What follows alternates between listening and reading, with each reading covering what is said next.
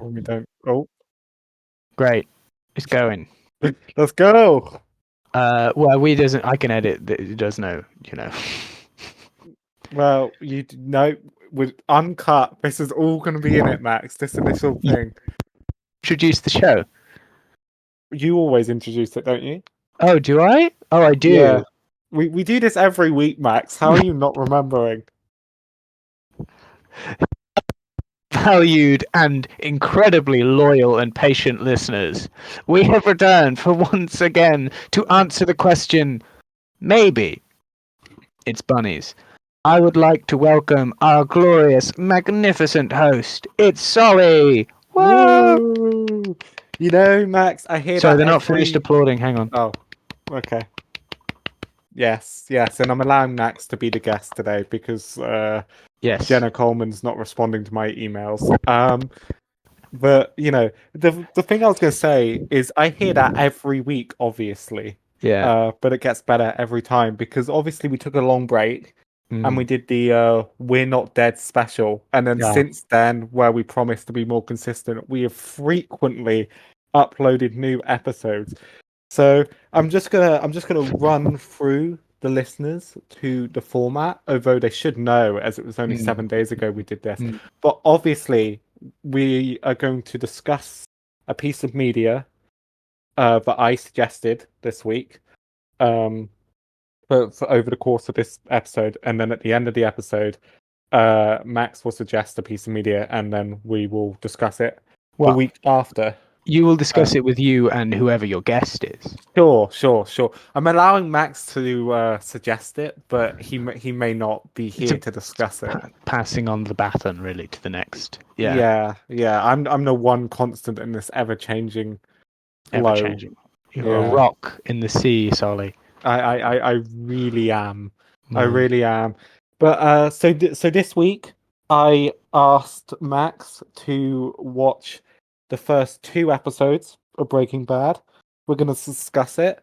And because my logic was that episode 1 of Breaking Bad was a very famous pilot. It's a very famous show, as we were saying before we started recording, still in the cultural zeitgeist, despite being off air for like 7 years now, something like that. But it's still, remained prevalent and in meme culture and such. But episode 1 is kind of like your bombastic opening and teaches you about like the bombastic bits of the show, and then episode 2 kind of shows you like the other half of the show. So I thought it'd be a really nice pairing to watch both of those and discuss them. So what did you think of episode 2 of the show, Max? Well, here we are once again falling at the first hurdle. I have not seen episode 2. Not only not for this episode, for the listeners at home, I've never seen Breaking Bad before in my life. I watched the first episode and then got and just didn't see the second one because I only had 7 days to do this, and since you suggested it last time. Yes. So I did know Max didn't watch episode 2, but I decided to embarrass him at the start of this. Yeah, it's the price I pay. Yeah, but he willingly gave up the information he'd never seen the show. Which is crazy. I was rewatching episode 2 earlier today, Max. Yeah. And I was thinking, like, episode 2 has way more potential for me to come up with jokey questions as I lead this conversation. And you know, now I can't make them. I mean, I'm very sorry. Maybe the joke is that you haven't seen it, but I mean, I won't. You won't. Yeah. No. What did you think about Winston Churchill's shocking cameo? I thought it was a bold move, but then it can't always be Eisenhower. It's Heisenberg, but Heisenberg. The name he goes by is Heisenberg throughout most of the show. Winston, what? Oh no, I thought you were getting it mixed up because there's one of the characters in the show goes by the name of Heisenberg, and I thought you said Eisenhower's a mistake, but you were referencing the Winston Churchill thing. U.S. President Eisenhower. Yes. Crazy president.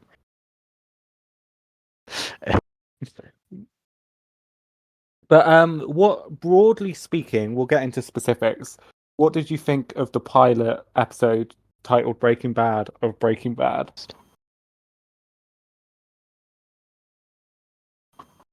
Yeah. Oh, hello. Hello? Hi. Yes. Hello. You went quiet. I was okay. complaining about sound design. What, in the show? No, in my roof. It's raining and Oh. it's Oh. Oh, I asked you, broadly speaking, we'll get into specifics later. What did you think of the pilot episode of Breaking Bad, simply titled Breaking Bad? it is America I've ever seen. It's very, very US. Yeah, I thought that was from the beginning you get all those wide shots and it was sort of a really I'd say a piece of Americana, definitely. I understand why it's popular. It's a hell of a pilot. Really sets it all up. Yeah, and Because very I was much. going to say that's one of... Yeah, sorry, go on. No, go. I was going to say it's one of the strongest pilots I think I've ever seen, Yeah. which is a bold claim. Well, they've got the budget. Like, they had quite a lot of locations in it. So Yeah. in the first episode, you see. Well, we should probably run through what happens in episode 1.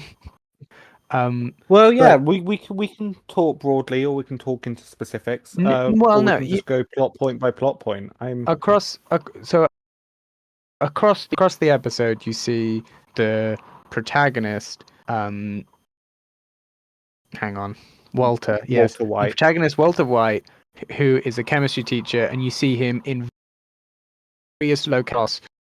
A really quite drastic character arc for like a hour of television. And they had lots of actors. They had explosions and guns and large, set pieces and cars. And it was a lot of money went into making it a really pilot. Yeah, it definitely it's definitely, I guess, if a pilot's job is to get you hooked, you can definitely tell that the focus was on, keeping you invested, getting you in your seats, making it an exciting, bombastic opening. It definitely went for scale. As But I do think that that's not to say it did scale at expense of story. I think it does a really good job for only an hour of TV at developing, some of these characters. I think it's very strong. I do. Yeah. And I think, because the famous story is the actor who plays Walter White, Bryan Cranston, got this script and he's like, he's looking it over and he doesn't think he's going to take the job, because it means relocating to New Mexico, which is where the show was shot and takes place in, right? And he gets to the end of reading the script for the pilot and he's just like, damn it. And he gives it to his wife because his wife's like, was it any good? And she finishes reading it and she just kind of says to him, she's like, we've got to move to New Mexico, don't we? And he's like, yeah. Yeah. So it's one of those things. It's definitely, I think, does what a pilot should do. I mean, not all pilots. If this was the pilot to Friends, it would be an utter failure. But It's true. They were not yeah. that great at being friends in the pilot of Friends. Yes. It hits all the beats. It works. Works as a standalone piece, I think. It clearly sets up for the beginning of a series, but you get a full beginning, middle, and end story. Yeah. Which is something that a lot of pilot media specifically misses.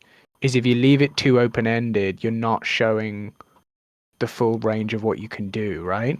Yeah, and you also kind of, I think when it's like, whether it's like the first book in a series or whether it's like the first, episode in a show or the first movie in a series, whatever, you kind of got to show that you have the ability to pay off what you've set up. And that's not to say you have to wrap everything up, but you kind of got to get your audience member to think, yeah, I trust this person, or like this team, to pay off everything set up. I trust them to be able to do a good beginning, middle, and end. So you have to, at least, some of the promises you make at the start of the episode or the start of the book, you have to at least like give them a satisfying answer by the end. And I think I personally think it succeeds at that. I think it really does. It's really the writing is very clever. It's what that was something I didn't quite expect going into it. Is because it's so popular, you know. And with anything that mainstream, that I'm always a little bit like, is there any substance behind that? But I would say the writing team on this have done a very good job. Yeah. I mean, you get to the like first 2 minutes of it, which is kind of it comes back at the end of the episode, right? And it's very much very stylized, very dramatic. And I guess my worry going in when I watched it for the first time, which was a couple of years ago now, I had a similar level of skepticism, and that opening didn't help. It was definitely very exciting, but I'm like, that's a lot of style. Does it have the substance? Yeah.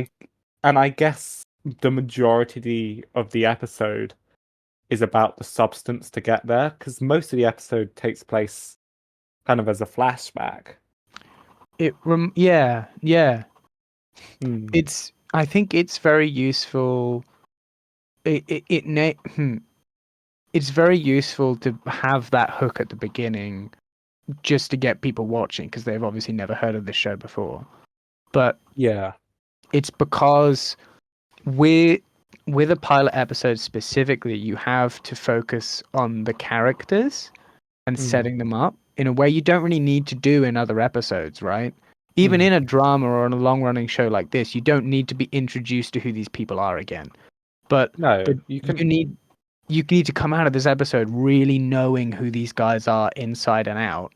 Yeah. So that you aren't taken aback by them moving forward, right? Yeah, or at least a couple of them. Yeah. You know? So this episode the episode focused very, very heavily on Walter and who he is. And over the course of the episode, you see genuinely lots and lots and lots of different sides of this one man. So that it's so that, you know, you go into episode 4 or whatever, you're not having you know why he makes the decisions he does, and you know why there's tension in it. You don't need to be introduced to that, because you know that he has all these levels. And you also get introduced to Pinkman, who I presume is Jesse, but I only know his name is Jesse from the memes, because I don't think it's ever stated in the episode. Man, this is part of why I wanted you to watch episode 2, because episode 2 is much more substance and much less style. Because as you say, it doesn't need to have as much of a hook. You know, not to say that there's nothing to hook it, but there isn't. But then you get a lot of the memes watching episode 2 today come from that episode. But yeah, I definitely think Jesse is the one who's focused on the most, aside from Walter, in this episode, for sure. Which is a shame, really. I'm sure there's dozens of series of this thing. They're gonna go into all the characters eventually. Five series. They're gonna go into all these characters eventually. But there were a couple of them who, Walter's wife, who I can't remember the name of, Skylar felt noticeably sidelined. I feel like they recorded. There was a subplot about Skylar's relationship with her sister, and Skylar's sort of failing relationship with Walter, which was more about Walter than her, to be honest with you. Yeah. And it felt that they recorded extra scenes, or more was written for Skylar to do, that wasn't really allowed time or space to play out. Yeah. I felt that, to point of note, I'm sure they addressed this later on, but it was a very all of the active characters in this pilot were men.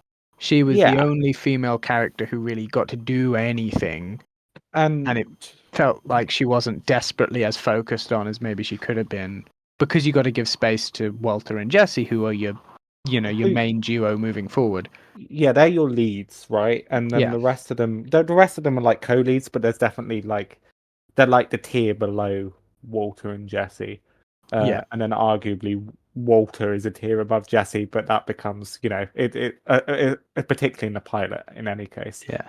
But it's interesting because this is another thing where in episode 2, not to go into too many spoilers, I don't know if you intend to watch more of this show, but in episode 2, you kind of, most of the supporting cast that they introduced in episode 1 aren't present in episode 2, but Skylar's marriage and her relationship with Walt, from her perspective, gets focused on a lot more in episode 2. I think, she kind of takes more central stage in that episode, but like Hank and Marie, which are Walter's in-laws, aren't in episode 2, for example. So it's very interesting how they've paced the show. Yeah. But I see your point, because Skylar almost is I wouldn't say she's not characterized well for the time she gets. I think she definitely is, but she's definitely more of a plot device for Walter to face. I can't let her find out I've got cancer. I can't let her find out. Yeah, go on. I think it's like it's a thing of being a pilot episode, right? You have to show the audience there are narrative strands. So it's important that we meet Hank, even though Hank doesn't really do very much in the episode. Yeah. Except make a big noise and then take Walter on a raid. Hank doesn't really contribute much to the story, but it's important to know that Walter is related so closely to a police officer. Yeah, right? and a DEA agent in particular. His job is the meth industry, shutting it down. So it's very much like a signposting the audience, like, hey, keep an eye on this guy because this is where the story is going to be, right? Like, I think Skylar very much fits that role of... Yeah, for sure. We need to show you that there will be stories about this character. At the moment, we don't have time to do very much. No, at the moment we gotta focus on one guy, and even Jesse, who's definitely gets like the most focus outside of Walt, is very much, an accompanying piece. I was gonna, if we can, I was gonna move on at some point. If we move I was going to talk about Jesse. It means sort of moving on to focus on his portrayal, but I thought it was quite interesting. Yeah, we can do. I just wanted to make one quick point to your point about it being American. I don't think it necessarily falls into the trap of glamorizing America. No, I think that's a good point. American show in its style, but I think, we'll put it this way. Okay, if it takes place in the UK, healthcare is not going to be an issue for Walt, as in money-wise. There's something so American about the guy trying to get by, right? About like that struggle again. Like, it was very like the American dream, right? Walt is a really hard-working guy, and it's not working out for him. And you see him putting in the hours and the work, and there are people alongside who aren't working who are getting lots. Yeah, the car wash manager. The car wash manager and Chad, aka the best character in episode 1. Is that the student? Yeah.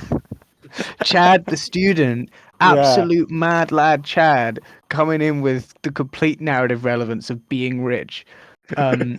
He's one of Walter's students in chemistry class who mucks around, and he has like a really expensive car that Walter has to wash. Yeah, it's almost like Walter's in the position of seniority in school, but in the world, Chad is kind of above him.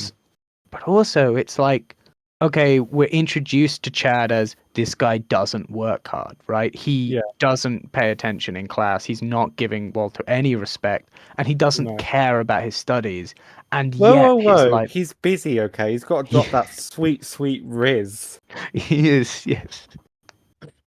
He's talking to his girlfriend, who I've got to say, like, I've made the point, lots of the major characters in this are male.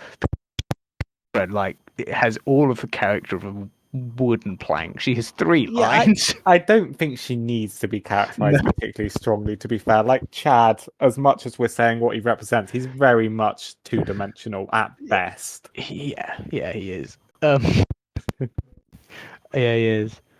But I think we'll circle back to how this affects Walter as a person later on, because you wanted to talk about Jesse and his betrayal.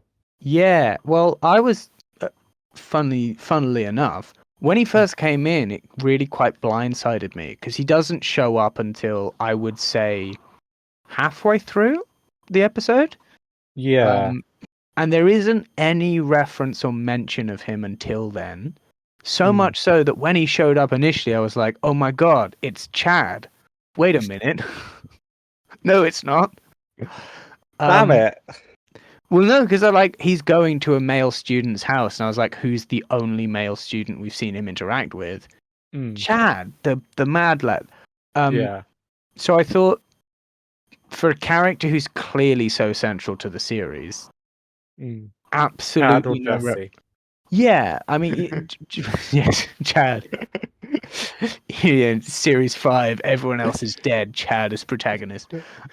Chad's the main villain. In season 5, it's just Walter and Heisenberg facing down against Chad. Walter and Eisenhower against Chad. Oh, I said Walter and Heisenberg. I meant to say Walter and Churchill. Damn it, I fucked up my joke. This Heisenberg man hits. Anyway,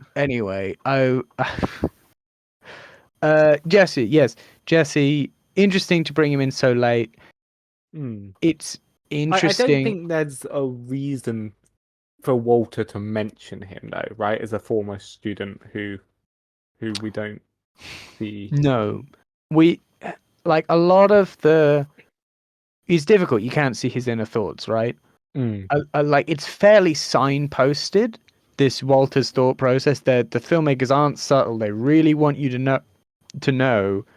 He sees the amount of money that the meth lab is making on television. He asks to go on a raid. He sees the raid. And you go, and so on and so forth. So you've really taken. There isn't like there's no question about what Walter is thinking. But it is very difficult to say he's thinking of this particular ex-student unless you show him holding a record. I don't think he needs to think about him until he sees him, right? Because why would he? It's something interesting that I think it does show you that the filmmakers aren't afraid to pull in a curveball like that.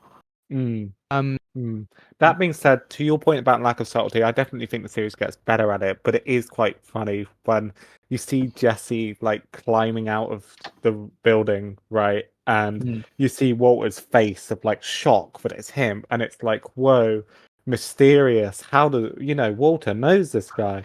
But just to really make sure that we know Walter knows, we get a couple more surprise faces before he goes, Pinkman, and then Jesse sees him and like shushes him, and it's like you didn't need all of that. But I mean, I don't know. I'd never seen the series. The difficulty is in that situation. There's so many other reasons why Walter would look shocked. Yeah, other than recognition. That's true, but it would mean that if when he gets to his house later, or even if you just included the shush bit, it would kind of have more of a surprise. But I don't think you need that. It's not like a proper criticism. It's just, I don't know. I find it quite interesting. I think he's. Yeah. I was just going to ask, what were your thoughts on Jesse as a character then? I mean, he's not. He plays in a recognizable person, right? Like Walter, you need a little more into. Jesse is like, it's the guy, and his Yeah. role in the story is being a guy who he doesn't do much other than that. You see, he used to be a student of Walter, would have gone somewhere, question mark, maybe. Walter doesn't think so. So there's an insinuation that something has happened to Jesse to leave him like this. But Yeah, and really that's necessary to the story they're telling in this. no, you don't have to add loads and loads of depth straight away. Although, to relate to Jesse, you do get a couple of the memes from the series in this episode relating to Jesse, but not any of the biggest ones. Like you get the cow house moment, if you remember. Yeah, in the cow house. Nothing around but a big cow house. Yeah. I that's one of my favorite lines of the series, just from a comedy level. Because the interaction just goes on for a little bit too long, and they just keep saying cow house, and I enjoy it a lot. I think, and then you get the chili pepper Captain K Kirk. thing. Yeah, Captain Kirk. Captain Kirk. I think it's interesting. He's portrayed as an idiot, right? He's comedic fool, which endears him to the audience because Jesse clearly is not liked by anyone in the show. No, there's not a single character you're introduced out of I think you meet a good 8 different people that I can imagine being recurring faces on the show in episode 1. None of them get on with Jesse, or would do if they met him. Yeah. Right? So Even he's very Walter much like, it's just like, come on, dude. His only friend is the audience, right? Yeah. Because you see, you're shown that he is a fool and slightly self-centered and arrogant, but he's broadly just less malicious and more idiotic. Because it's easy to say, okay, this guy's a drug dealer, right? Yeah. But by introducing him, in the ridiculous way he is, climbing out of that window, right? Yeah, And naked. then and then you go to his house and he's just really awkward about the whole thing. You distancing him a lot from that criminal background and making him more like, this is a guy who's just kind of fallen on hard luck and is a bit of a right. He's very much a person. He's finds it super weird, as anyone would if your teacher from a few years ago came to your house at the dead of night and talked about cooking meth. It's weird because he becomes the audience's friend, right? He is the eyes that we use to see Walter during that. And although he's a bit dopey and whatever, he then becomes the most likable person in the show from that point on, because Walter can carry that for the beginning, but because the story is about him, compromising his morals and how far will he go and blah blah blah blah blah. You need Jesse comes in at a point in which Walter is becoming harder to relate to. And none of the other characters in the show are particularly likable, I will say. They're all understandable, but they're not endearing. No, they all, particularly in this episode, they've all got qualities for it, just like, I will say, I think from the fan base, Skylar gets way too overhated on. I don't think she did anything that was that rough in this. No, I just there's a trend as this show goes on where they make how you were Walter becomes less relatable. There's a subsection of the fan base, a loud subsection, who go on the Walter White was right campaign. Gotcha. And they're all like, a man's got to do what a man's got to do to provide for his family. He was right. What a Sigma male. And it's both very funny and also just ridiculous for me. I think that, I think that's interesting. Yeah, and then they get annoyed at Skylar because they're like, why isn't she supporting him in this? Why does she keep trying to work out what he's doing? You know, why can't she just stop being irritating and have? Why does she have a problem with her husband who cooks meth? Like, I it's just would like, say, like, he really should have just told her he had lung cancer. Like, I don't understand why he doesn't just tell his family that he has cancer. That I don't get that at all. I think we should circle back to that though, the broader discussion of Okay. Walter, because I Well, do want to. a point on Skylar. Skylar totally has a right to be annoyed. The guy had cancer and he didn't tell her. Yeah, yeah. Enough of this, Skylar. I'd be annoyed, right? You If know my when Walter, husband had. Sorry. you know when Walter like that causes that explosion in the RV with those other drug dealers. Yeah. One of them's dead. I thought Like, they were both dead. in episode 2, it's revealed one of them Oh, one of survives. them got it. Okay, great. Very minor spoiler. No, it doesn't. Yeah. It's very interesting for the rest of the show what they do, or the rest of the season what they do with that. But one of them's dead. But Is it's it like Emiliano or sorry, it's, Emilio? Or... it's the other one, Crazy Oh, Eight. that's a shame. But it's I liked the Emilio. yeah, me too. To be fair, no, I'll circle back to that. But I'm just Walter White kills people. In fact, he kills Yeah. a person in episode 1 and attempts to kill another in episode 1. And it's like, people are like, why is this bitch always against him bringing in money to his family? It's like, yeah, how dare she have a problem with her husband for committing a murder? Well, okay. It's not. I would argue this one isn't murder because he has a legitimate self-defense thing here because the guy's quite literally holding a gun to his back at the time. True. I'm sure, given the way this is going, the series is going to devolve into him being far more of a criminal. But in this one specific instance, if you want to call it self-defense, I mean, he still killed someone, and he he also does. shouldn't have been there. It's And his really fault. He's in the situation. He really should just, talk to someone about this, mate.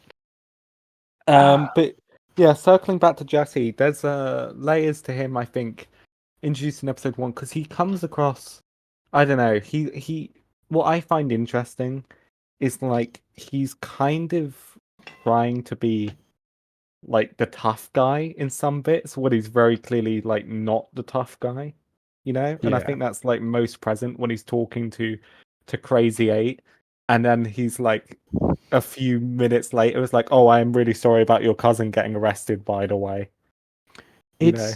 That whole interaction with Jesse, the gangsters, and Walter plays into what they're trying to, the whole thing on masculinity that they're doing. Because it's a massive part of the driving force of both Jesse and Walter here. And I think you really hit the nail on the head. I am very impressed that you picked up on that theme, actually. Toxic masculinity has been very central to the show. Because, I mean, some people in the fandom don't pick up on that in 5 seasons, and you picked it up on it in 1 episode. So, well, it's what you're saying about like Jesse acts like the big man, but he's clearly, he's trying to find his feet and acting bigger than he is because he's trying to fill a role. And that's part of what I was saying about like the audience can't help but like him for that, right? Yeah. Because you can see he's acting like the big guy because he feels like he needs to, not because he is that man. Yeah. For and sure.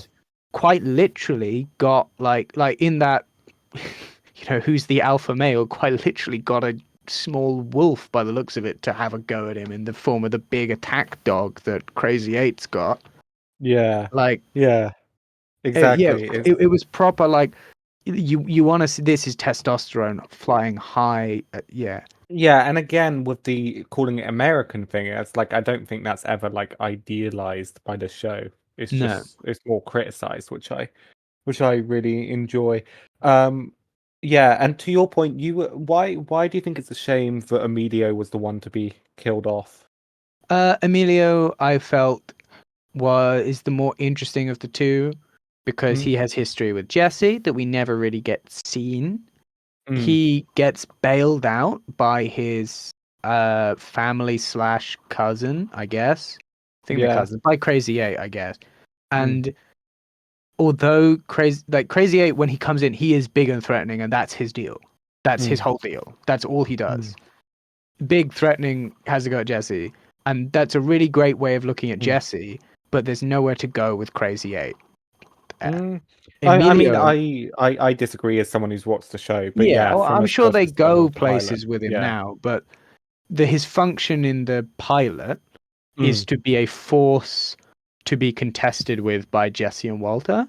Emilio has more clear, like, what happens to the guy if his rich cousin dies, right? How does he? Yeah, and Emilio was Jesse's partner for presumably a while. So I would be very interested in seeing what, like, okay, what does it do to a drug dealer to go into business with a chemistry teacher? But what does it do to a drug dealer if their partner ditches them for a chemistry teacher? Right? Yeah. And we're playing into that masculinity thing of like, yeah, their partner ditched him with a chemistry teacher who killed your cousin. That's really, Yeah.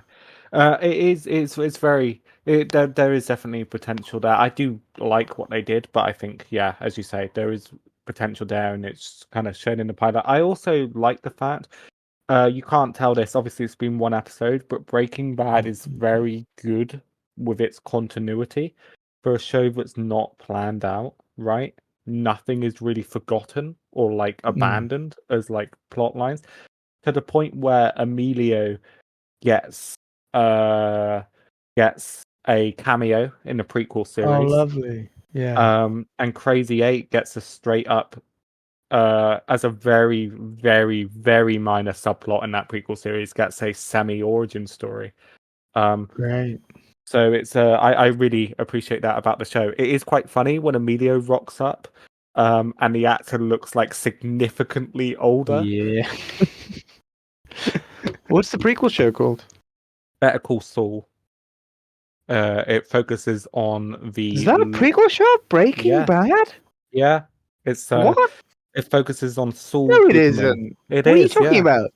It's a prequel Saul of Breaking Goodman Bad. is a Breaking Bad character? He's introduced in season 2 and is prominent What for are the you rest of the talking show. about? Saul Good?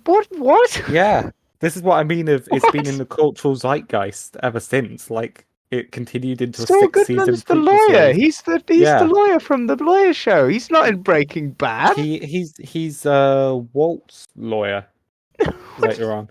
It's later revealed that part of the reason why Emilio could get bail so quickly is because of Saul Goodman. He was Emilio's lawyer as well. That's how he's brought into Breaking Bad. Jesse's like, we need a lawyer. We can What are you go for the one talking Emilio about? used. Mate, that is crazy. That's really Mm. crazy. I didn't that wow. That is wild, man. That Yeah. yeah.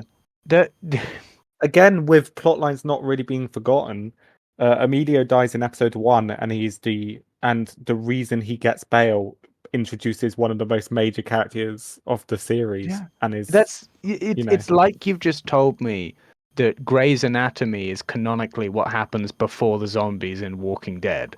Like there's no they were so far away in my mind. no, like Breaking Better Call Saul has so many characters in it from Breaking Bad.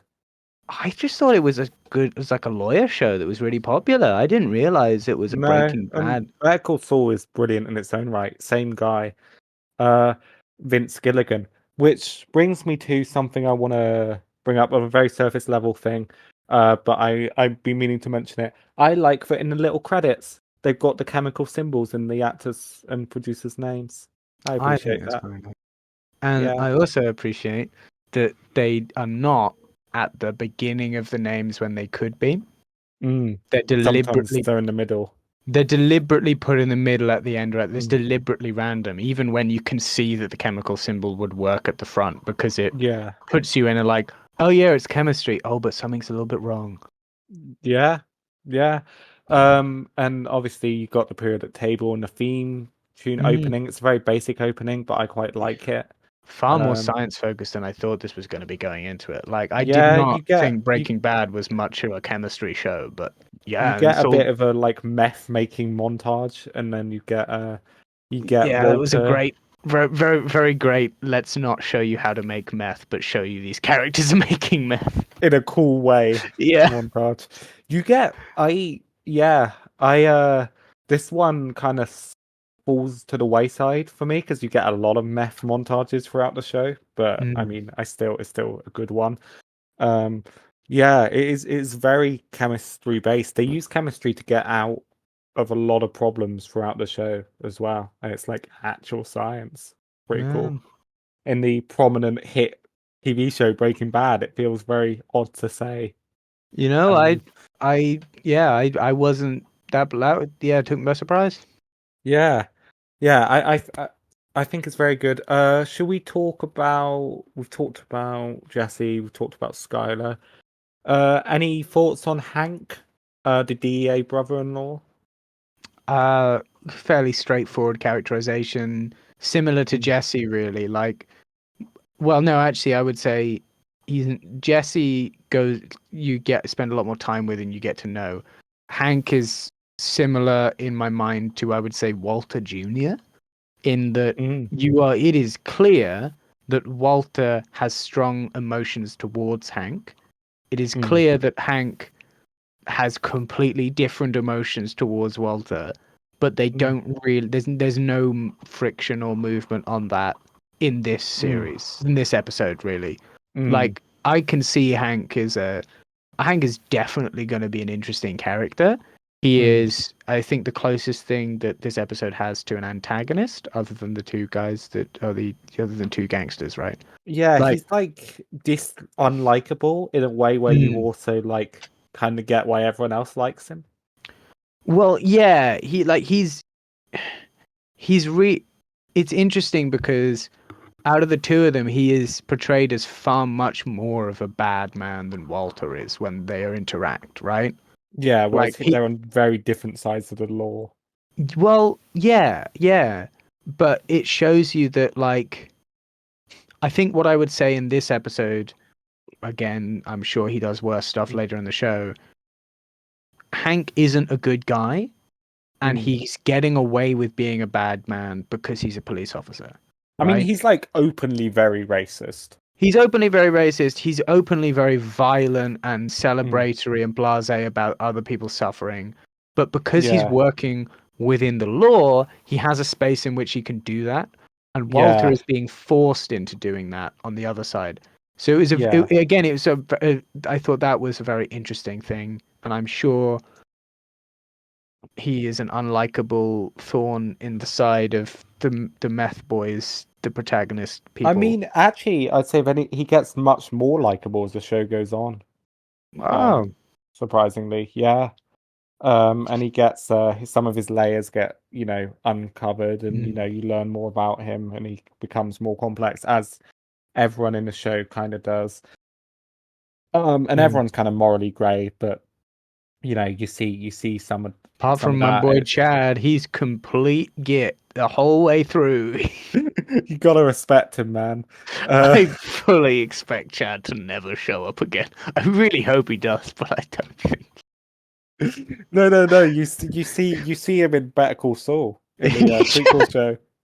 Yeah, like in a hospital in one scene, and you just see in the background someone going, "So what are you gonna call him?" And they've got a baby in their arms, and they're like, "Chad."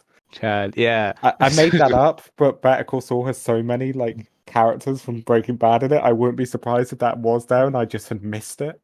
There's one thing where like they call Saul and he's like, Saul, you gotta come. This guy's mucked up my Ferrari. And he's like, is this Chad? I'll be on my way now. And then they Chad and he's like there's a douchebag in season 1 of Breaking Bad who Walter like blows up his car for like nearly no reason, just as like a random start to an episode, who gets like a full episode focusing on him in Better Call Saul, or like a full like extended bit, and it's great. I love it.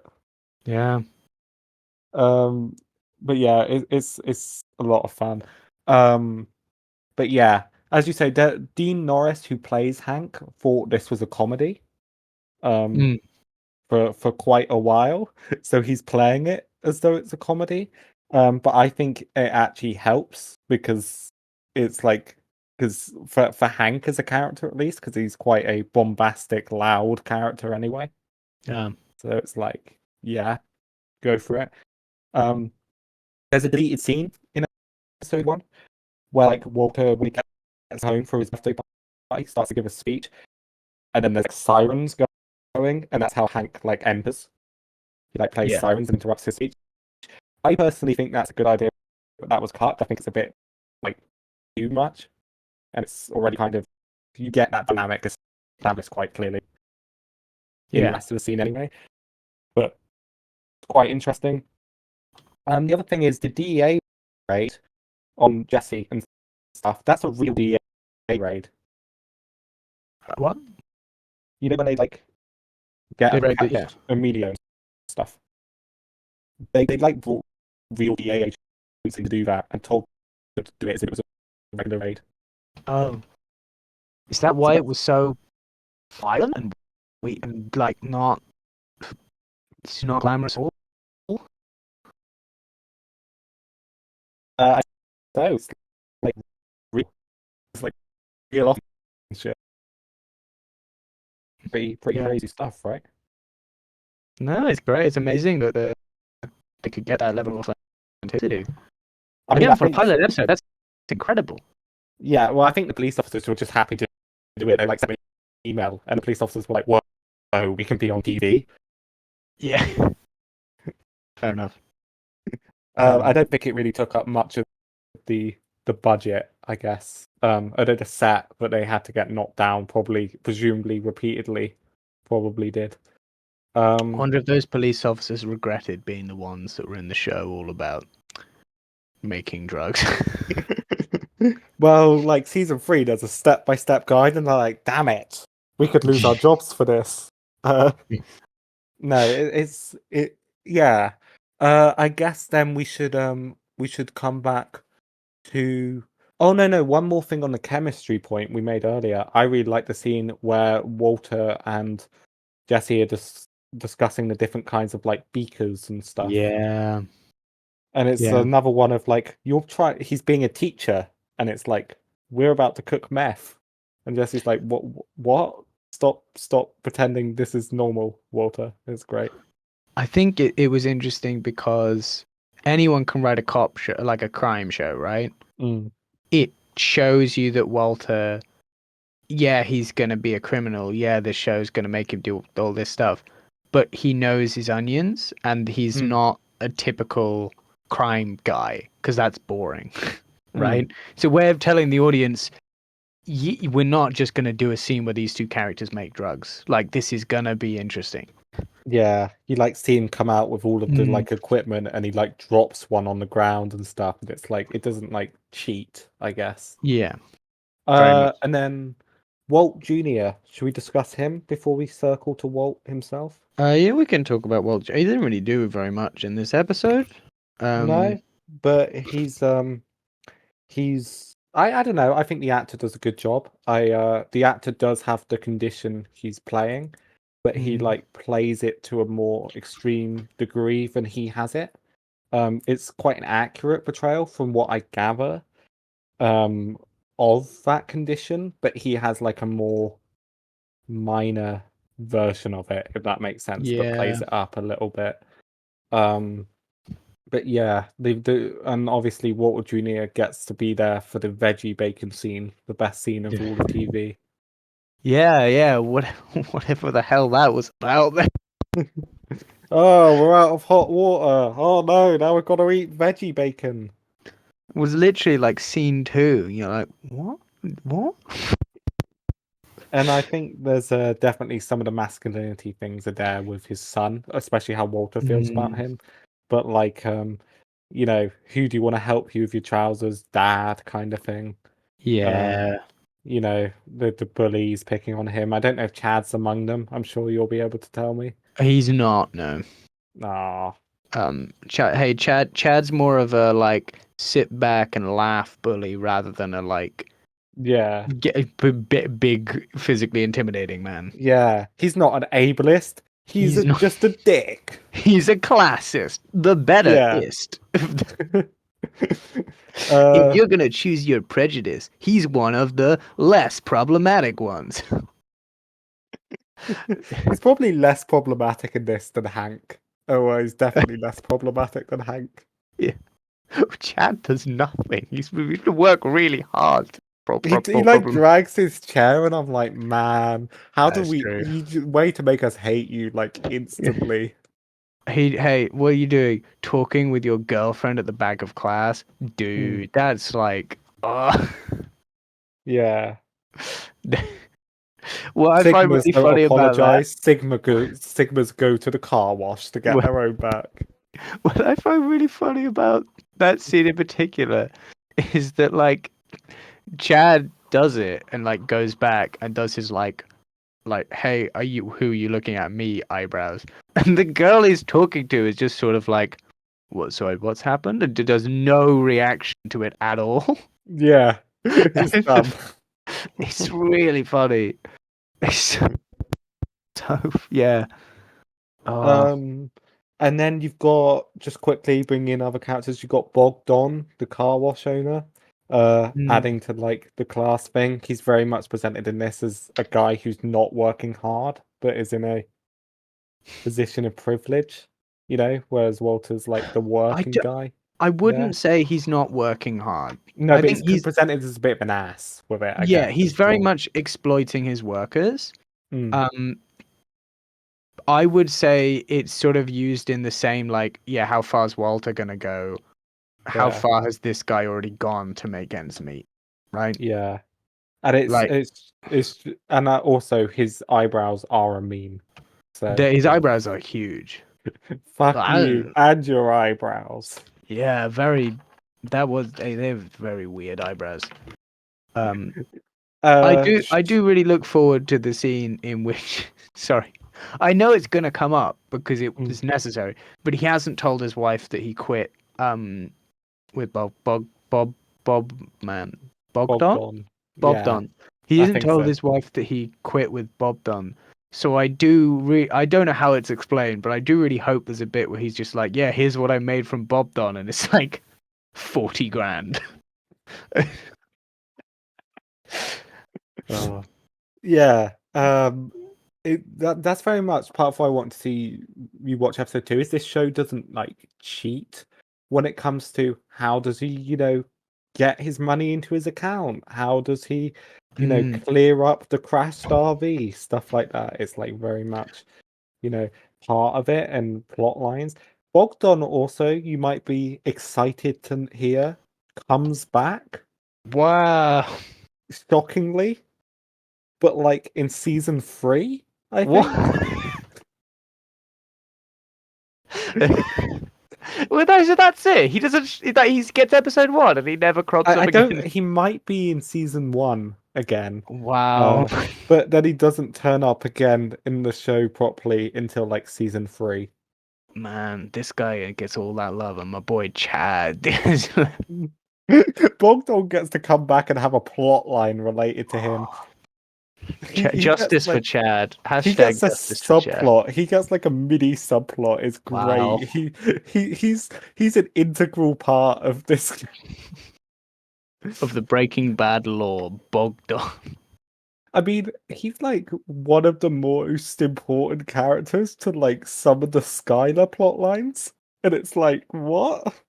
Because you just don't see him for 2 seasons, and he just rocks up again. And it's like, oh, you eyebrow man. Oh, he gets done so dirty.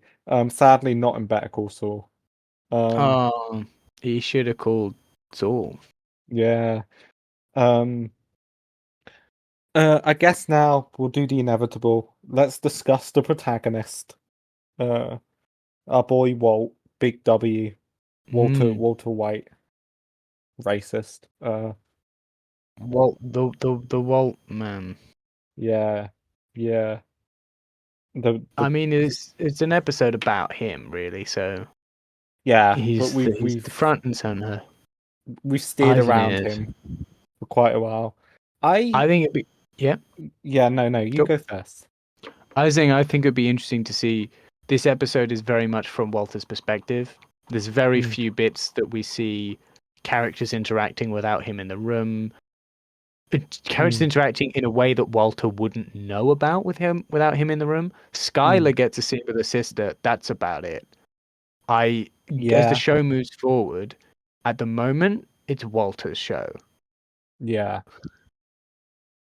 And I'm just gonna go out and say it. Controversial take in the Breaking Bad fandom. He's not a good dude. Well, at the moment he is.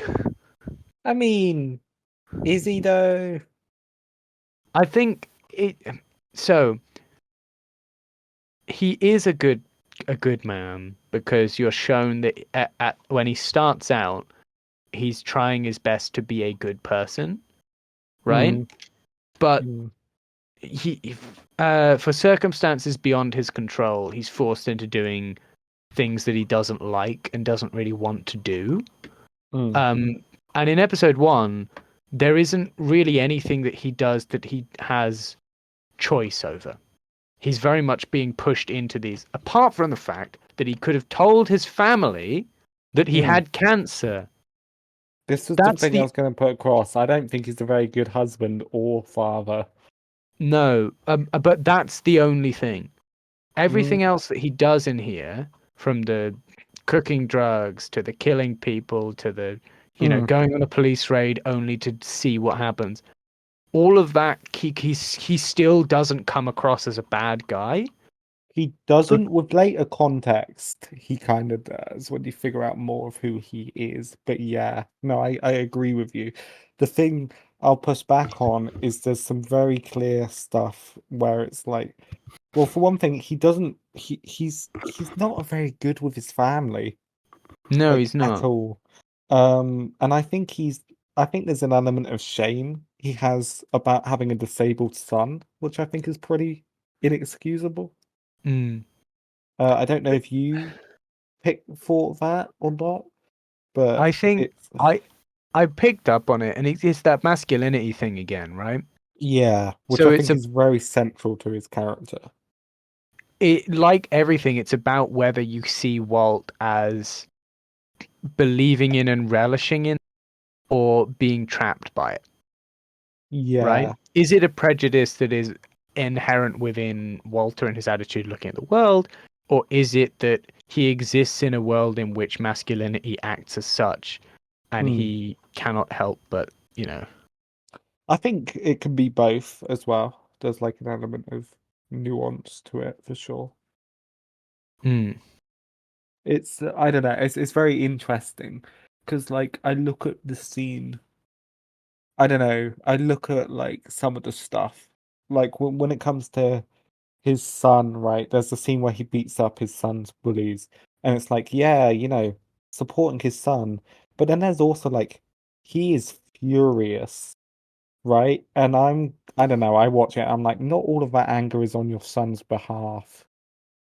well, if I remember correctly, that is just after my boy Chad comes in. Um, I think it's at a time when Walter is particularly hitting a low point. Yeah, Um, which is not but irrelevant.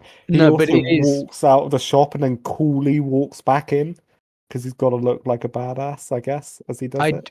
I do think you're right in pointing out like his relationship with his son's disability isn't healthy and No. is not a. It's certainly a black mark against him. But his relationship with his wife and his son both are very much the most negative parts of his character, Hmm. despite them being one of the first things he brings up, Yeah, right? a driving force for his character. Yeah. Like when you're introduced to him, the first thing he does is to address the authorities and, you introduce the whole theme of crime, but then he Yeah. gives a message to his family, which is Mm. why throughout episode 1, from the very beginning, you Mm. know that at his heart, at like his core, he believes what he's doing is right, and he believes that he is providing for these people, and he believes that he's working for them. So How much of that though? do you think when he's saying that into the camera is to save his own image, and how much of it do you think is genuine? I think Because it's very ambiguous. at this point, he hasn't. He's your tragic hero is only in Act 2 or 3, right? Mm, He's not fallen yet. mm, The exploration of Walter's character in episode 1 is, and now we're gonna go and see what this guy can do. How far will he go? Will he be, and asking the question, is he a good guy? Has he changed and whatever? mm, That's for the future. When we're introduced to him, he mm. has to finish the episode with that question mark, because Yeah, otherwise for it's not. sure. So Yeah. at this point, I would say it's not to save his image. I think it's because he genuinely feels guilt and shock and shame, Mm. and feels that his family won't understand. Yeah, I don't necessarily disagree with that at all. Um, yeah, I think I don't know, I think it's a very interesting one. The other thing I'll point out to you, and this is what I think a lot of people get wrong, is he very much is like incredibly unsatisfied with his life before the cancer. Mm, Like a lot of the stuff, like the first thing you see him do when it cuts back is waking up in the middle of the night on his on his birthday, um, yeah, unhappy, going on the walking machine or um, yeah, whatever that is. Also, nice little detail. He contributed to a Nobel Prize. That's kind of he cool. did. What a guy. Um, but so and that's really interesting. He also, you see like a whole day in his life before he's diagnosed, right? Or like you see a lot before he's diagnosed. His whole birthday party thing, all before he's diagnosed. He's there's the what was it called? When he like sees how much money the meth industry is making, that's before he's diagnosed with cancer. I think, yeah, to I'm not explain. saying he'd cook it if he wasn't diagnosed with cancer. I'm not saying I believe that. I'm just saying the interest, the spark Mm, is there beforehand. to use a chemistry metaphor, the Mm. cancer is just a catalyst. It's Yeah, not a I was about to reactant. say the same thing. Oh, sorry, Yeah. I took your No, your no, end. no. It's Sorry, fine. mate. I like that you picked up on it. It's good stuff. Good stuff.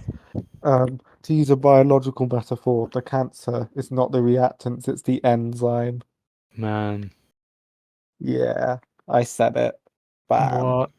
They should do a Yeah. spin-off show about a biology teacher that, makes heckin' cannabis.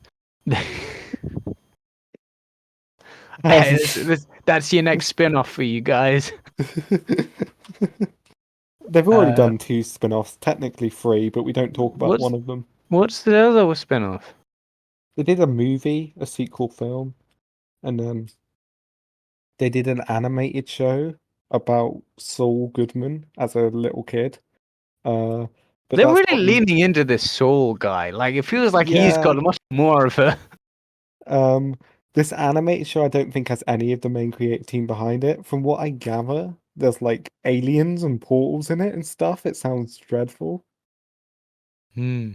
I think it's very clearly non-canon, at least I hope not. It's like, yes, in the same episode as this pilot, alternate dimensions and aliens. I mean, I don't know. You know, they were too afraid to add into Lego Dimensions, but they could have done. If there's um, one thing Breaking Bad needs, it's some multiverse. it's a very studio executive, isn't it? Yeah. Uh, but yes, I wanted to talk about that because I do think that's really interesting, and I think a lot of people miss that. The other thing is masculinity. I think he feels incredibly what's the word I'm looking for? Emasculated. Demasculated? Yeah. By the people in his life, right? Mm, Mm, yeah. Oh, and that's sorry. That's a really good thing that Hank does as well that we didn't mention when we were talking about him. mm, He's very. I believe the term is foil, but I don't know. the character who's meant to clearly mirror the protagonist, but in a different way, right? Yeah, Like I think that's right. Foil. he's very much Walter's foil because they appear to be very different, and yet by the end of the episode, you're like, I don't know, these guys are like Pretty Hank similar. is Walter confident, how Yeah. different are these two men. Yeah, Yeah. and I there's mean, there's obviously about some masculinity. differences, but Yeah, yeah. Well, that yeah. whole scene at his party, Hank taking center stage, then looking at the TV and Walt was just at the back, despite it being his 50th. Um, you've got the thing with the gun, and he's like, Walt holds it, and he's like, he like makes fun of him for it. Mm. It's like Walt Walt's, a man restricted by the people in his life. It's understandable. This could happen to anyone. And I mean, I think he has it. I think it's also symbolized a bit in his sex life, Matt. Mm. Picked up Do you on not very think? soft there. Yeah, yeah. I'm a media analyzer. Is me.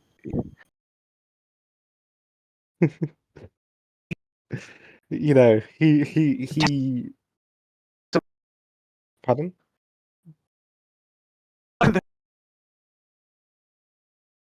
I've lost you there. You cut out. You cut How out could there you for a tell minute. the oh back now? Yeah, you've just come back. What were you saying? Third Yeah, time through? I was saying that it. How could you tell about that deep-seated and hidden symbolism that they're subtle? To be fair, right? All I'm saying is if I'm at the end of They an they. eBay bid, I'm gonna be a bit distracted too. Oh yeah, they You were. know? What's she bidding on again? Like a table? I don't know. I like some a tablecloth, I think. Yeah, something like that. You gotta make your bids. Like, I mean, my argument would be maybe start doing stuff after that. And then she's there like nagging him while she's doing it, you know? I mean, so it's very clear that he's not happy with the whole situation. And then obviously at the end of the episode, he gets to be, the dominant man. He's Yeah. definitely gotten some level of kick out of what he's done, and then that's reflected with the scene at the end of the episode, Mm. Yeah, very I much so. think. Yeah, it's quite interesting that.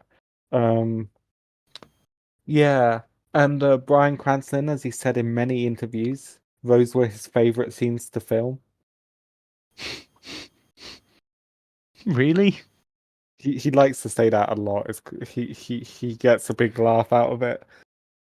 I think Fair enough. he every time he got an award for the show, he'd like thank all of the cast, and he'd be like, "And to Anna Gunn, who plays to my lovely wife, she does a great job. I particularly enjoy our scenes in bed." Yeah. Yeah.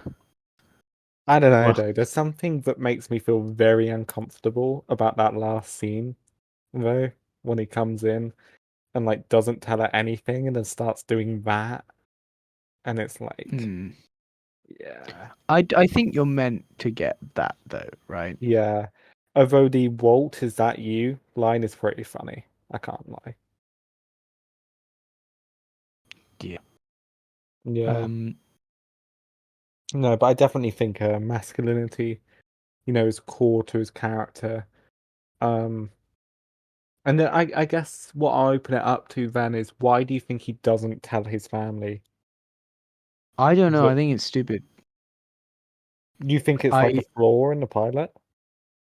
yeah. So it's the only that's really uh the only very like television thing in it, right? Mm, Like it's very good at subverting your expectations of what the show's going to be about mm, all the way through, keeps you guessing. It doesn't play into as much of a typical story as it could be, and it flirts between genres. Mm. But him not telling his family, there is no significant build-up or reasoning behind that. Mm. I'm sure they add some, but in this episode, there's not. It's not explained why he wouldn't. It's Mm. just insinuated that he's embarrassed or ashamed or something. But we don't see why Walter White, this character, would feel that way. So it was the only thing that broke me out of it and was like, oh, this is the writers needing him to have a secret. This is Mm. why does he not tell his family? Because it would be a really, then there's no tension in a ton of the scenes. Mm. That seems to be far more of a reason than anything the character would do. Do you think that you trust, based on this episode, the writers to give a reason why the character would do it that's believable? Yeah, well, they got 5 series, so they better bloody do it. I think they would. Yeah. Yeah. I mean, to your point, it has 5 seasons.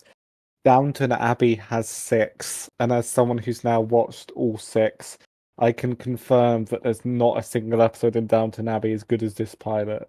So What are you quantity is saying about never a Downton surefire Abbey? mark as quality. Pardon?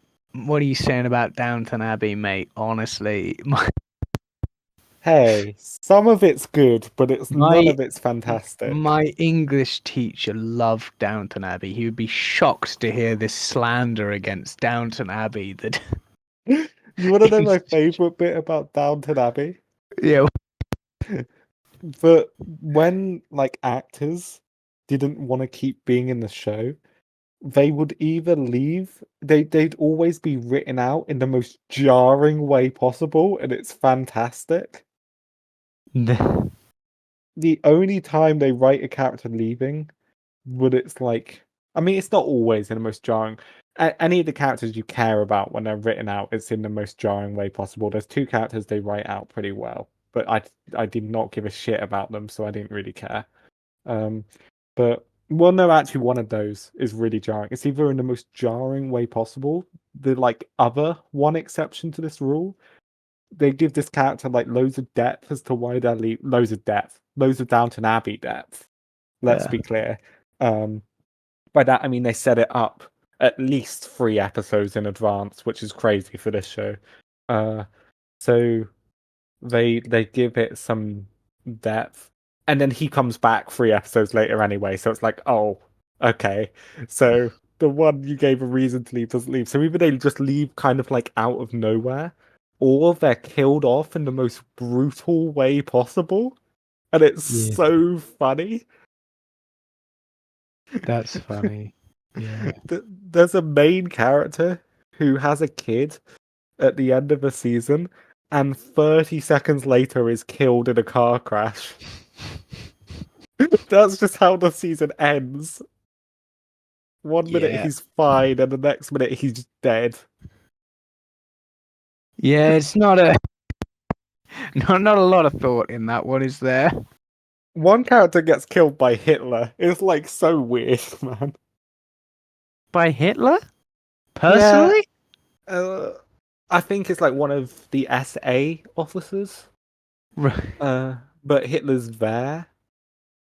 Well, like actual Hitler is in the room with one of the Downton Well, no, it's Abbey. done off screen. This is actually one of my favorite plot lines. I just find it incredibly funny.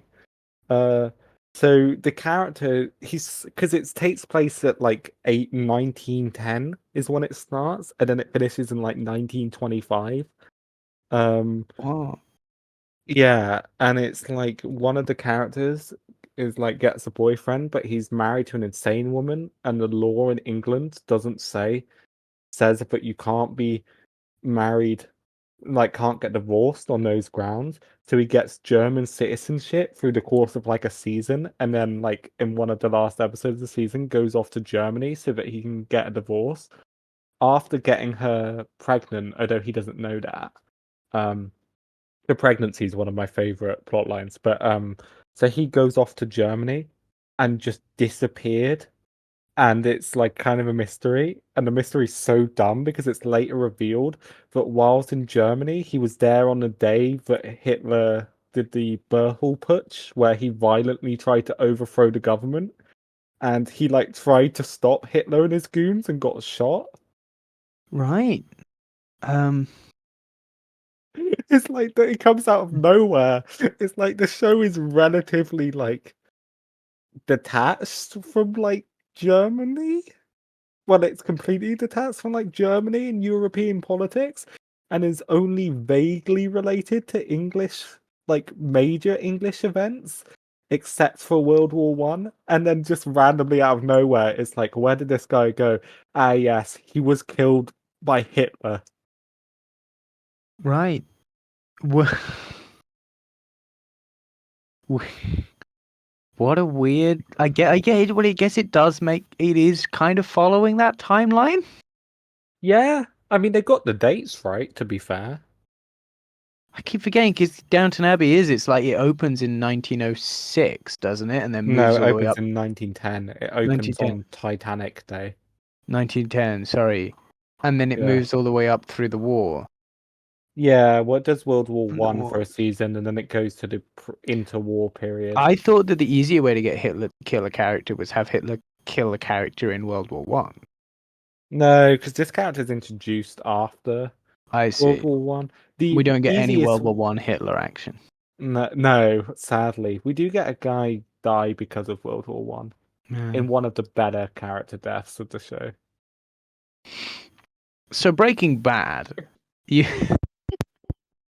Well, it's all related because Churchill's in Breaking Bad. it is. Churchill and Eisenhower. They go Yeah, and Heisenberg from World War Two. and Heisenberg from World War Two. Yeah. Yeah. I really hope that like the Heisenberg, the actual physicist Heisenberg is in Breaking Bad. It's like a Jojo Rabbit where like Yeah. Walter White's psycho imaginary friend is It's Heisenberg. Well, it's part of the Breaking Bad multiverse. There's a crossover episode from Yeah. Downton Abbey. Yeah. That character who's killed off by Hitler actually is Heisenberg, and then he like crosses the timelines into Breaking Bad. Jesse Pinkman goes back in time to Downton Abbey and teaches the servants how to make methamphetamines. He sinks the Titanic, man. He gets the whole show going. He sells drugs to the sailors. Oh, that. Yeah. What's that rule on the internet that if you think about it, it exists on the internet somewhere? I don't know. That does sound like a logical. That I thought that there's another rule. Oh no, maybe I'm getting confused with the rule. If it's a thing, there's porn of it. All I'm saying is that's like an unofficial rule of the internet. Right. It was a meme a little while ago.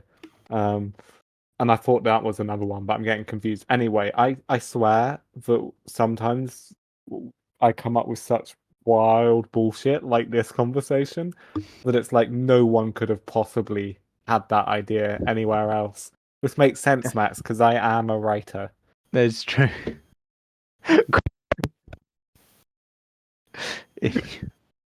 In my Breaking Bad fan fiction, he meets the characters from Downton Abbey. It's a logical crossover, man. It is so logical. It makes total sense. Downton Abbey explores themes like masculinity and capitalism, just like Breaking Bad does. Just like Breaking Bad does, and just like I'm gonna say 70% of all Western media. My other favorite bit in Downton Abbey is like when the socialist character decides that he's become a believer in the American dream. Man. And then his son becomes Walter White. Yeah.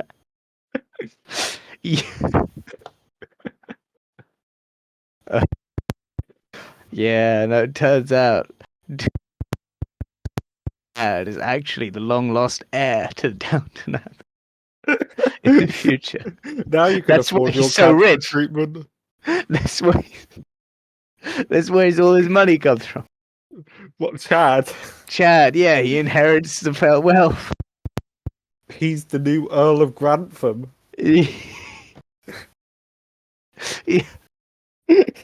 Chad, could you get back to your seat, please? But Mr. White, I'm the Earl of Grantham. You can't talk to me like that. Since the last heir died in the Titanic, I'm the new Earl of Grantham, Mr. White. Mysteriously died. No one knows how.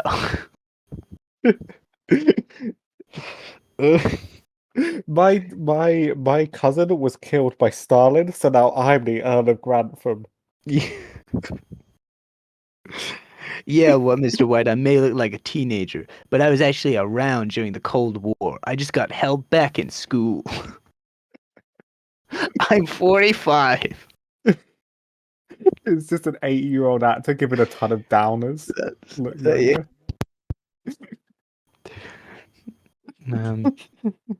Jesse, we need to cook for the family of Downton Abbey. Jesse. It's the That's very funny. Yeah. Hank, can I come on a ride along in the family estate car? Oh look, it's the socialist chauffeur who becomes part of the American dream. Let's go. Hey, Walt, you know, if you're lucky, we can take you in. We're gonna do a drugs bust of the local village. We're gonna see if any of them have excess amounts of alcohol. Hey, look, it's Maggie Smith. It's me. You know she's in Downton Abbey. I know, yeah. It's one of her most famous recent things, isn't it? She's the best bit of that show. She plays the grumpy old woman that disses everyone. Like the most radical. Well, she plays the most extreme character in the show, but Maggie Smith's just having so much fun, and I love that for her. It's very much like what if you let from what I've heard about Downton Abbey, it's like if you let Maggie Smith go and don't give her too much direction or don't keep her on a short leash or anything, that's what she'll pull out. She just goes off on one. Yeah. Maggie Smith, truly a legend of British. I love the plotline in Downton Abbey season 1. This is a major plotline where they have to stop Maggie Smith intimidating the local village councillors from making her win the gardening competition. I love that because if you cut to that episode, the same episode number in the next season, that it starts with them in the trenches of World War One.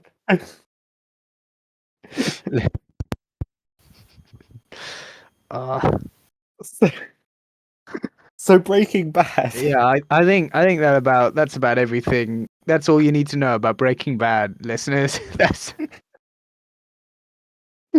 Downton Abbey episode coming soon. Coming soon.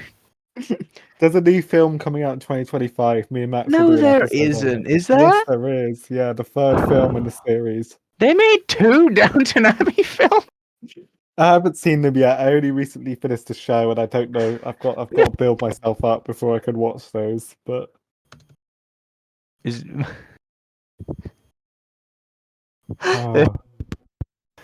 wow, no, they did make a Downton Abbey film. They made 2. Downton Abbey, A New Era. They did. Yeah. Wow, when is this New Era set? It's set in 1928. Yeah. What on earth is this? Wow, and they're making another one. Is it a musical? No, it's not a musical. Is it? No, it's not a musical. No, it's not. I got that wrong. Oh, I'd be so. That would be so PogChamp for a Downton Abbey musical. I'm sorry, the show is so dumb, but I love it. Some things it does well, like the fact that season 1's so simple compared to season 2, which is about World War One. I'm ragging on that because I find it extremely funny, but it is also very important, and that's the point. But for the most part, the show is so fucking stupid, and I love it so much. You can set that as a topic for another episode. I'm fairly certain I've already intend to, but we gotta build up to that. I've got we to do. earn that, you know. You do. You do. You can't come out of the gate with the Downton. The algorithm will go nuts, Solomon. We'll get too much attention. A million subscribers overnight. We've got to wait for our prime, you know. Build up to it. Yeah. I think we're gonna have to wrap it up pretty soon. Yes. There's two segments we need to do. Mm-hmm. Because when we discuss the new format, I mean the format we've been doing every week. Yeah. We gotta use this as an excuse to name and shame. So Max, of your projects that you never get around to working on, what progress have you made on them this week? Oh yeah. I have learnt Mm, some music theory mm, because I had a chat with some musicians who are very kind in a pub. yeah. And then I used that on GarageBand and I worked out some chords and stuff. And that's it. That's all I've had time to do. That's very, very good. What have you done? When we were meant to film this podcast a couple days ago, I realized I hadn't done anything yet. So I made a thumbnail for an upcoming YouTube video about the Super Bowl I want to make. Um, What's the Super Bowl? Oh, the American, the yeah, American big, yeah. and about because I watched it this year, and about Did why you? it's yeah, and about why it's the worst thing I've ever seen. Who even plays in the Super Bowl, man? The American football teams, Max. But who decides who gets to be in the Super Bowl? What is the league? The Super Bowl's the finale. Oh, I right. think. Yeah, Well, it's the why most. watch the finale? Surely you got to watch all the league to understand the The story. Super Bowl was like a big thing. Anyway, so I made the thumbnail for that and proceeded to not film the video because I have a rule for my other channel that I have to wait until it becomes at least 3 months out of date of relevance before I post it. Uh, Yeah. Also, I'm lazy. I have read a lot this week. That's not really to do with a project, but I'm proud of that, so I'm gonna put You across. should be proud of Oh, that. and the other thing, yeah, I read.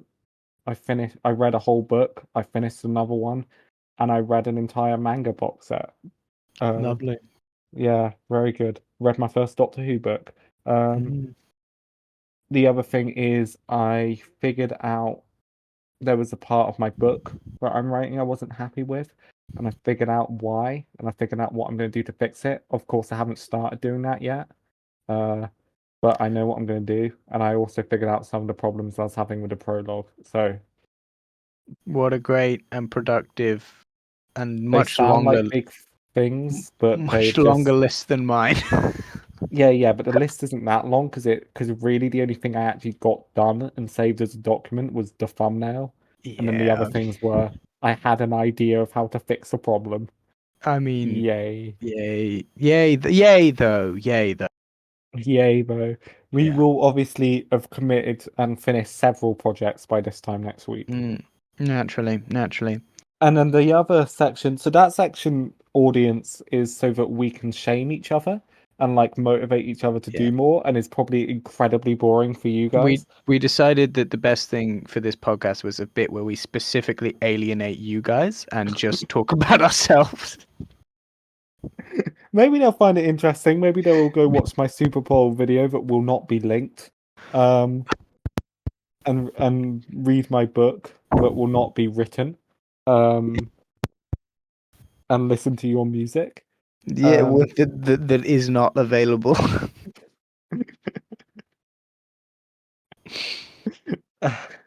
Yeah. uh, for the best podcast on planet Earth, come back next week. Yeah.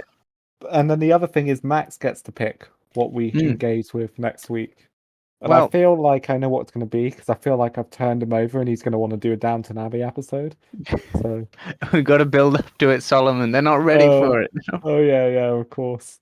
I have decided that picking something that's fun, that we can talk a lot about, that we're both very familiar with this, and that is in the media, I would say, quite a lot at the moment. We are going to be talking about, in my opinion, I would say my second favorite DreamWorks film, How to Train Your Dragon. We're going to be watching the animated original How to Train Your Dragon because they're making a live action one. I haven't actually seen it, so I'm quite happy. Have you not seen How to Train Your Dragon? I've seen How to Train Your Dragon 2 and a holiday short film. What on earth have you been doing? Have you seen the sequel? Well, I have to be. I'm busy. I've got to watch Downton Abbey, and they made 1 billion episodes. I've read all 12 of the bloody books, mate. What are you doing? Sorry, by the end, each episode's an hour and a half long. That's true. Yeah, Downton Abbey. You gotta get it. That's what we're going to be doing. Talking about How to Train Your Dragon. Is it on because I haven't checked. Probably. I've got to find a way of watching it, but yeah, that sounds like a plan. I'm going to be honest with you. It's very much like it'll be in a charity shop. Yeah, it's not a new. Yeah. What do you mean? It's not a new film? What? Oh fuck! My brain's so broken. I went to check if it was on Netflix and started typing in Downton Abbey. For God's sake, right? It is on Netflix, by the way. If you do want to watch it, audience. This episode is sponsored by Downton Abbey, the third film coming out later this year. Right, what's it called? How to Train Your Dragon. How to Train Your Dragon.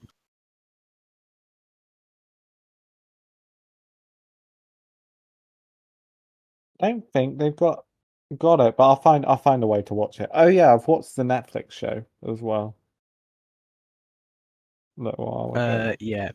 The film is on Netflix. Is it? This is a conversation for after the podcast, guys. Thanks.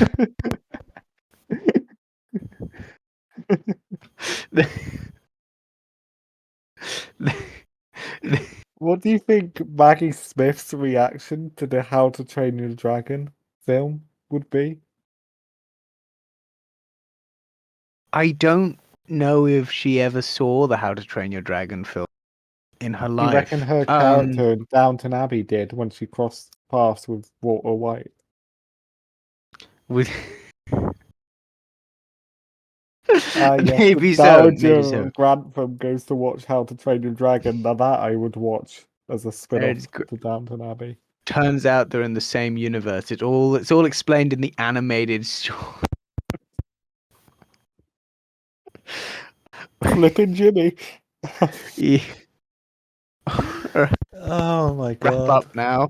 Yeah. Goodbye, people. Goodbye. Oh, we're a natural, Max. We slip back into this. We're also still recording. Oh, good. Thank you for taking the time to listen to our show. We hope you found us interesting, or at least so-so. You've heard us talk together about whatever's on our minds. We apologize, the conversation was not more streamlined.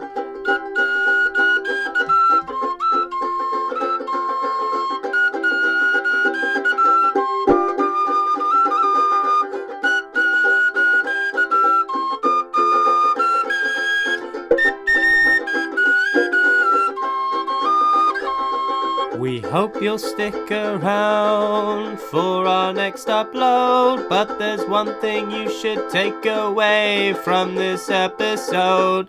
Maybe, just maybe, it's Bunny. It's Bunny. There's always a possibility that it's Bunny. It's Bunny. You can never rule out the possibility that it might be Bunny. It's Bunny. You should consider that maybe it's Bunny.